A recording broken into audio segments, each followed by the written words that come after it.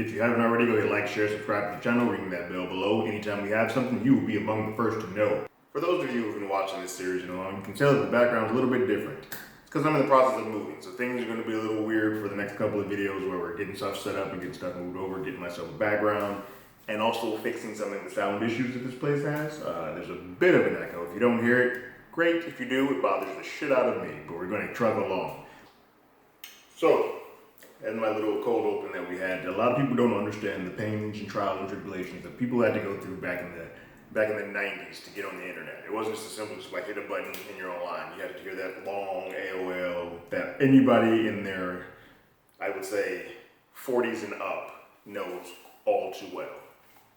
Which leads to this episode sort of dealing with the birth of the Drudge Report. A lot of people don't know what that was or what that is, but that was a report that used to put, so it's like TMZ before TMZ actually existed. And there was no live video, there were no reporters, but this guy, Matt Drudge, would find gossip, find news, get sources, and sort of become like a Reddit before Reddit existed. And he would put out the salacious tips, usually about like scandal, gossip, sometimes about news. And it would start off like as an email chain. It was like thousands of people that were on the email chain, and it just blew up and got bigger and bigger to the point that he became a household name. And in doing so, would sometimes outscoop and scoop reporters on things. It started to blur that weird line between being a journalist and a sensationalist. There's a sequence in here that even happens between the reporter and Matt Drudge where they're sort of just talking about the merits of, you're not on my level as a reporter. And he's like, well, aren't I? And he gets this weird affectation that he all of a sudden obtains from when he was working at CBS Studios in the gift shop, and being very adamant about his job versus being a reporter and being like a gumshoe, putting on this old fedora and going to court town nerves. That's what he became, and it's a weird way to see how it all grew, and he became something more than what he really is to get a piece of power, to get some notoriety. That is sort of the entire thesis or story of what's happening with these four ladies who are sort of entangled in this Clinton scandal. Kathleen, Monica, Linda, and Paula are all sort of these pawns looking for either random ways of power or love at heights that they can't actually obtain. Really good episode. This is the episode that sort of shows the deconstruction and the tensions that start to build up between President Clinton and Monica Lewinsky. If nothing else, it starts to show that President Clinton was a wolf in sheep's clothing. Until he felt that his power that he had obtained started to be threatened, he was full on willing to be with Monica and cheat and have an affair. But the second he started thinking that there might be some people who are coming into his circle and closing in on the power that he has to start cutting ties and closing lines and closing ranks. Second, he hears about Monica sort of innocently, and she's a child, and this is what's happening. She's starting to put her foot in her mouth and throw herself under the bus. And in this episode, she tells President Clinton after they sort of basically break up. He essentially says, I just want to be, he pulls the I want to be friends thing. It's a power thing where you're just basically discarding your old waste so that you don't get into trouble. And Monica reacts like any heartbroken teenage person would. She starts bawling and calling Linda. Probably the wrong person in hindsight to call, but that's what she calls. But in that, when he starts to hear that her friend is Linda and that he starts questioning her about, like, are you telling Linda anything about us? Does she know about us? Or what does she know about? That's when he's like, hey, we might should settle with Paula because this seems like this might be getting out of hand. So the thought of losing that power starts to get to him. He's like, close it all up, shut it all down. We need to close ranks. What I didn't quite see at the beginning of the series, which I think they've done a good job of, they're putting the nuggets and doing all the details for it, is just how lonely and alone and isolated Linda is. And the point of doing that is for this episode to sort of hit home is that Linda has nothing else. She's a nobody. No one knows her. Her family doesn't give a shit about her. She, at the base of it all, wants to be known, wants to have some type of recognition, and likes to sort of be in the muck of it because she has no feelings. She's at home eating TV dinner. She's at home basically being in every other person's business.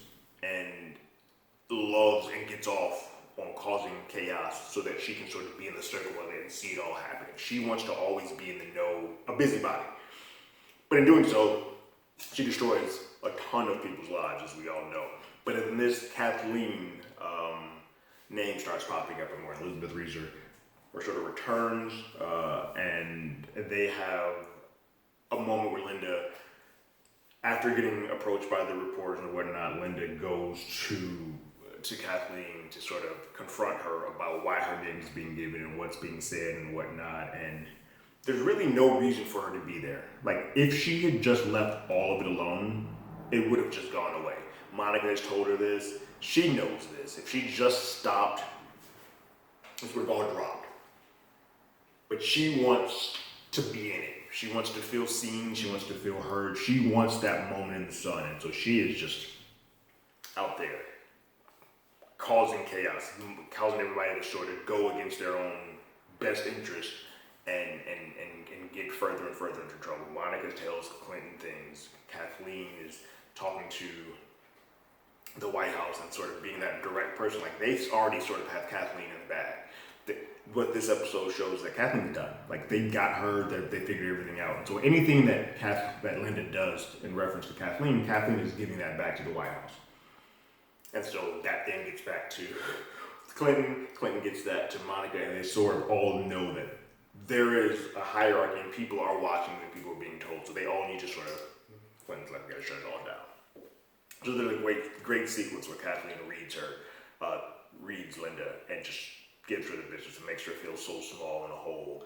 Linda tries to throw it back. You can just see Sarah, once again, giving it all. And see the moment Sarah's like, she takes it all and absorbs it. It hurts. But then she basically says, you are a weak person. And I feel sorry for you. And it's just a way of deflecting that she feels sorry for herself. The infamous hair salon interview is here with Michael and Linda, where he got scooped by the Drudge Report. In the Drudge Report, Matt Drudge, you see in the opening part of this episode, the way he gets his news back in the very first part of this was digging in trash, getting the little call sheets or emails that get sort of discarded but not shredded in the trash. He would use that and he would send that out to his email list. And then as that got bigger, he started getting people to sort of send him news. And he got to Michael Isikoff's office and they started discussing that whole speech that I said earlier about journalism versus sensationalism and tabloidism. And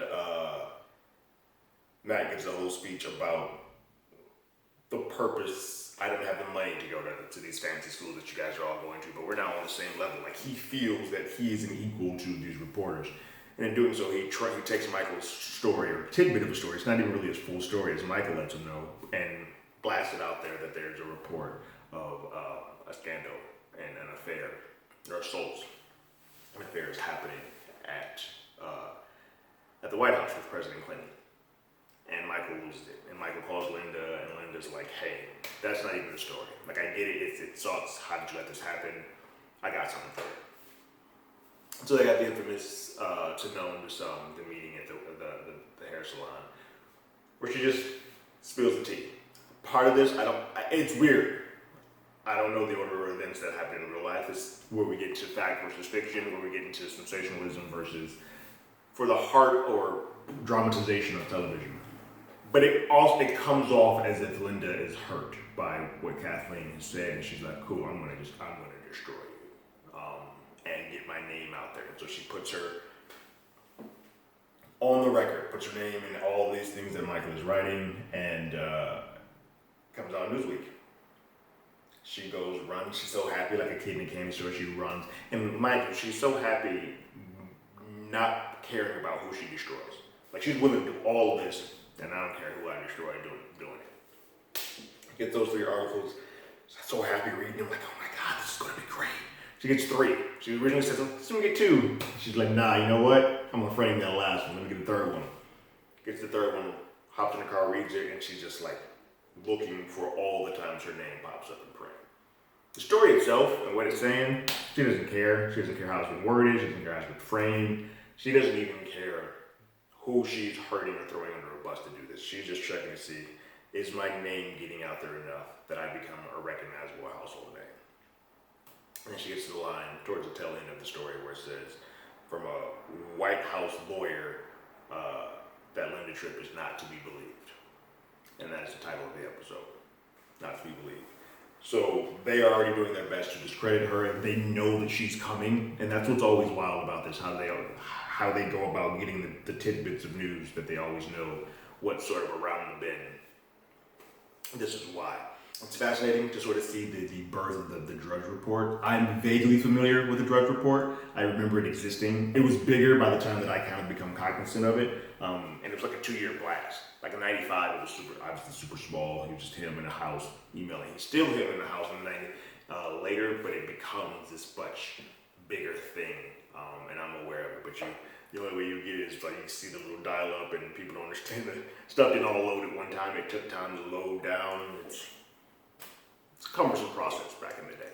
So the Drudge Report and the Clinton Monica dissolving with Linda sort of circling around like a vulture. Those are the two story A's and story B's of this episode, not to be trusted. The third story that we kind of always sort of have in the background that's always happening is the Paula Jones of it all. Paula, Steve, and Susan, after years of trying to get a settlement for Paula, the lawyers have finally gotten it. They got her a $700,000 settlement. Approved, locked and loaded, ready to go. But Paula, when she goes to the restroom, Susan and Steve sort of have a conversation. And Susan is playing this wild version of Iago, where she's like whispering sweet nothing to Steve's ear to get him to distrust and just go against anything that is actually taking place. And so she sort of plants the seeds that this money isn't coming from Clinton. This is coming from like a watershed insurance chest from the White House. Clinton's probably not even thinking about this. He's not even saying that. He's not giving you an apology. You want to hit Clinton's pocket. But if you take it from this insurance thing, what are people going to say about what actually happened? They're going to start questioning, like, I think Paula might have just done some things on her own and taken this as a shut up piece. Steve is already in his head about the back and forth of this dishy edition. It's clear that Steve, he says he trusts Paula, he says he believes her. He doesn't. And so you put that into his heart, into his mind, sort of sets the course for this. So they get into that room. And the lawyers think they have him in the bag. Like, cool, $700,000, we in and out. Paula, you ready to accept? Let's sign here. Let's get this stuff over with. But before they can do that, Paula's smiling from ear to ear. Her braces are showing. She's ready to go. Let me get this paperwork signed. Let me get this money. She even knows that she's not going to get all of the $700,000. You know, when you start to pay lawyers and pay taxes and all that good stuff, she might end up with like $150,000, $200,000. She's okay with that. She's like, hey, for her, where she comes from, $100,000 is better than anything that she's ever had in her entire life. She's like, nah, that ain't gonna work. Mm-mm. He ain't apologized. Paula didn't seem to care about that. Steve seemed to more. And they have the lawyers escort, they have a little powwow, and Paula's like, no, I want to take this. No one's listening to her. And I'm not saying that she should have taken it, but it's clear that the victim of this, the person who actually may have gone through some type of trauma, is not being heard or listened to. And the vultures, one a husband who's hurt and one who's sort of just swung in for notoriety, and is using her much in the same way that Linda is using Monica and will be using her more in the future, and using her relationships with Kathleen. They're just sort of vulturing in and saying, you don't need to take this. Let's get in this. And the look that Judith Light gives when she realizes that she's got him and we're ready to bring lawyers back in and continue this fight and continue this thing on it's breathtaking. She kind of just gets this joy of glee as a small child, like, oh no, I'm gonna get these guys. She is happy to continue this muckety muck of it all, and that's what's very interesting about this whole scenario is that a lot of people are happy in the chaos. They want to create the chaos. Some of it is political. They're like, yeah, we're going to shut down Clinton. But for these folks so far that are in this orbit that we've seen on screen thus far, breaking Clinton isn't necessarily the goal. For Linda, it's getting back into the good graces of the White House so she can get back in there and also just sort of making a name for herself. Kathleen has already shown that she just wants out. She doesn't want to do this. She realizes that she's going against a person that is not that. Going to play ball with him. Susan and Paula. Poor Paula is just kind of caught in the middle between the ping pong of Steve and Susan. And this was all sort of just circling around Monica. A very good episode. It's interesting to see how each week we're probably going to add in a layer. This week started off with Matt Drudge and his whole creation and story, and then we sort of get back to the story A and story B of Paula and Monica, and then how the Drudge Report sort of interact. So I think that's how we're going to get the rest of these episodes as they go along. We'll introduce a new character and sort of bleed them into the story that we already have, sort of mixing up. There are a lot of characters and people we have not yet seen that we all know sort of circle this orbit. We've seen Edie Falco as Hillary sort of in the background, but we really have not gotten into the gist of it with her. And so it's going to be interesting who we choose to focus with at the top. It seems like the cold opens for all of these focuses on a new person being added to the mix, and then we just mix them into the situation. I enjoy that. I like that process. It allows us to get to know, even on a small level, sort of the new person that we're going to be dealing with, and then get right back to the story that we've had. Again, like I've been saying, Beanie's playing Monica great at that young kid who is in over her head, fell in love and had a crush on somebody that was obtainable, but didn't realize she flew a little too close to the sun. And there's some things, like obviously I would imagine Monica now probably would just see the signs, like I shouldn't be telling all my stuff like this. This is such a powerful man, and I'm not saying, obviously she should not have had the affair with someone, but she is the child. She is the minor in this situation. Minor is the wrong word. She's old enough. She's a consenting adult, but she's the youngest person there. Her brain's not completely where it should be to make these type of decisions, to know that she's being used. And then now she's seeing that she's being discarded. She's like, no, I love you. We were this and that. It's a kid playing with an adult who has all the power. And it's unfortunate to see. I know Monica's an executive producer on this. She didn't get to veto anything, but she was basically saying that that works, that this happens. And I imagine this is probably also hard for her to sort of see all of these things that she did that she would probably have done differently had she been where she is at now. But those are my thoughts on the third episode of Impeachment, American Crime Story, Not to Be Believed. What did you guys think about the episode? Go ahead and leave your thoughts and comments in the comments below. If you haven't already, go ahead and follow us on Twitter at HollywoodADI. You can hit us up on email at HollywoodAlreadyDidIt@gmail.com. We also have a podcast with the same name that's on Google Podcasts, Spotify, Apple Podcasts, anywhere that plays podcasts, we're there. And like always, I got my ticket. You got yours.